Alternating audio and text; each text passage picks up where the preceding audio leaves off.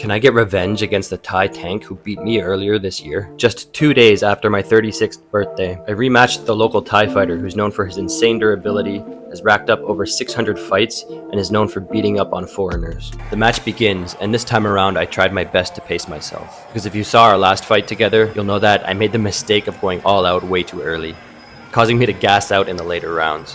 And if you know anything about traditional Muay Thai scoring, you'll know that going too hard in the first round could potentially backfire, because rounds 1 and 2 don't score unless there's a knockdown. Whereas rounds 3 and 4 are where you really want to get as many points as you can in order to get that win.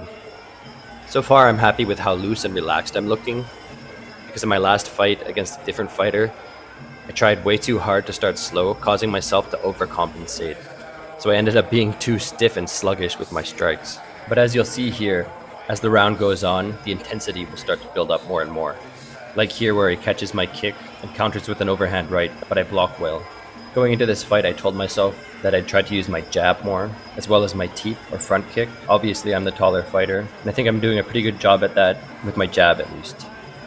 Whereas him being the shorter fighter, he's using his teep more to keep me away, as we continue to feel each other out. But as you can see here, I'm also starting to up the intensity a bit with my kicks. And I even land a couple stiff jabs here, knocking his head back a bit. But if you've seen this guy fight before, you'll know that they call him the tank for a reason, as he gets more and more aggressive and is able to take some crazy shots to his big ass head. I throw a jab to the body and a decent high kick to his head. Remember, in Muay Thai, even if a kick lands on the gloves, it scores, whereas in kickboxing, it counts as a block.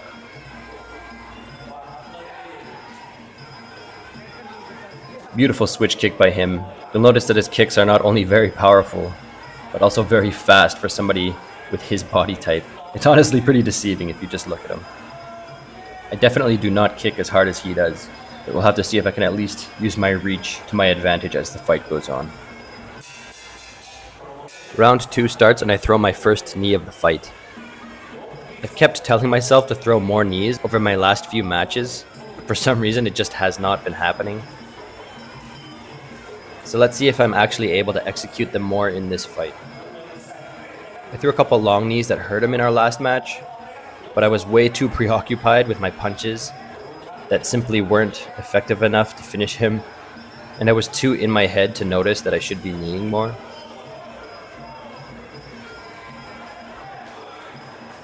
I know that I mentioned earlier that rounds 1 and 2 don't score in traditional Muay Thai, but you should also make note that the judges do mark down who they think won those rounds, just in case the fight happens to be really close.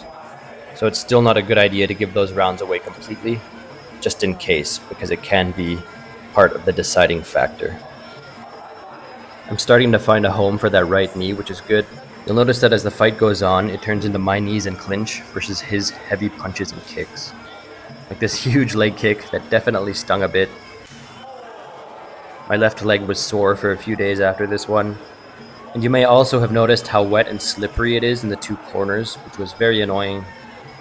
Usually in the bigger stadiums at least, they'll have people clean off the corners in between rounds. Another thing I've noticed that I've improved on quite a bit is my ability to change levels more, mixing up my attacks between the body and the head. My opponent Sangpet is now starting to pressure forward a lot more, which is where he tends to be the most effective.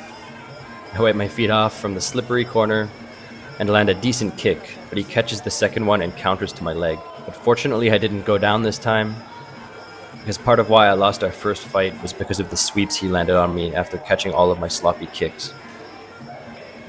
I'm really happy with these knees that I'm throwing, but he's also working my body in return with his heavy hands.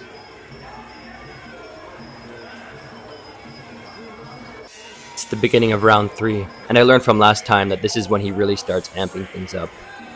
This time it's him who slips after I teep him, so we touch gloves.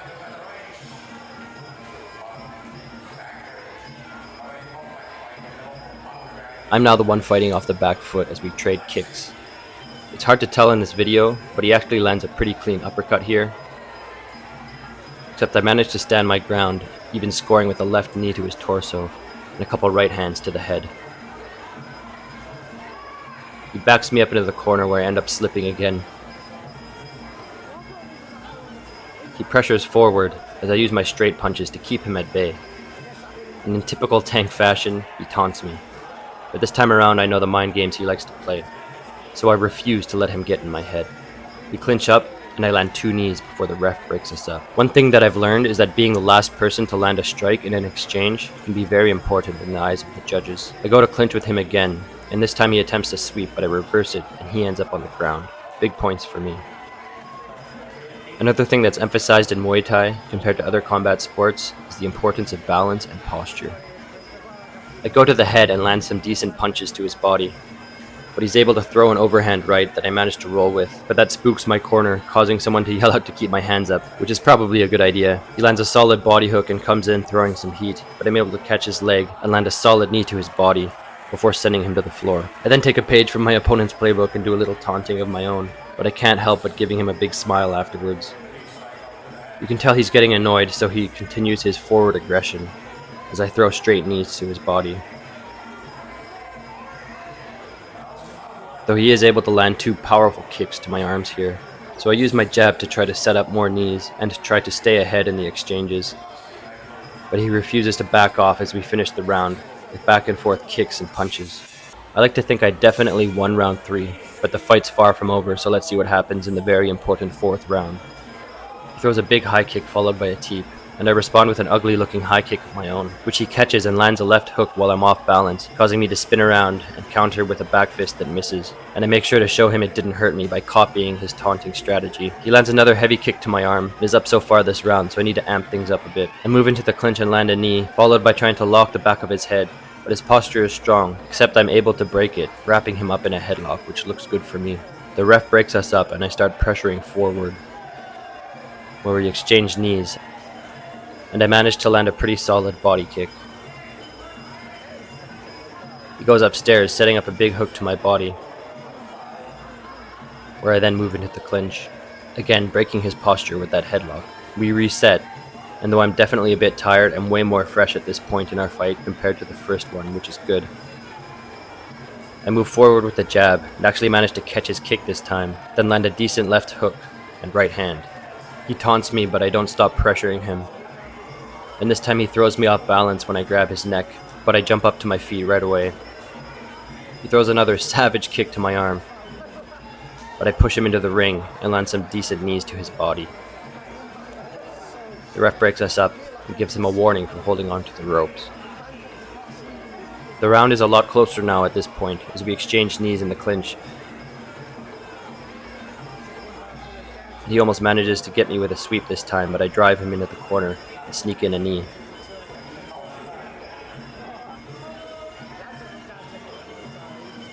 I throw a step in right followed by a left kick, and he hilariously responds by dry humping the air.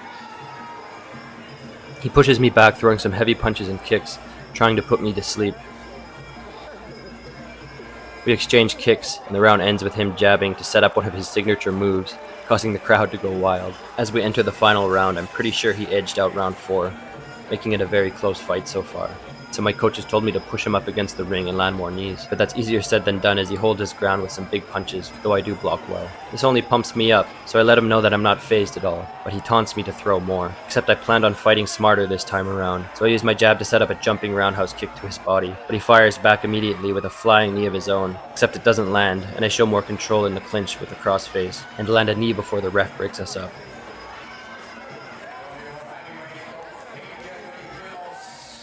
We exchange punches and I land an overhand right followed by a kick. He returns with some body punches and another kick to my arms. Neither of us is backing down as I try to enter the clinch to get some more knees in, but he defends them.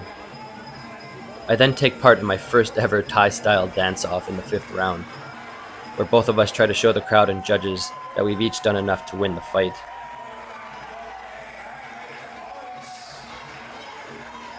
But the round's not over yet, so we decide to have some more fun and engage again.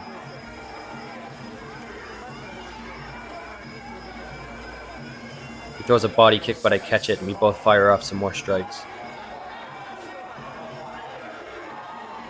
He comes at me again, but I lock up his neck and the round ends with me landing another knee, followed by a quick kiss to his forehead in the moment as a sign of respect. It was a close fight, but I took the victory by outscoring him with my spear knees and clinch work. Follow now to see if I can make it to the big stages in Bangkok at the age of 36 years old.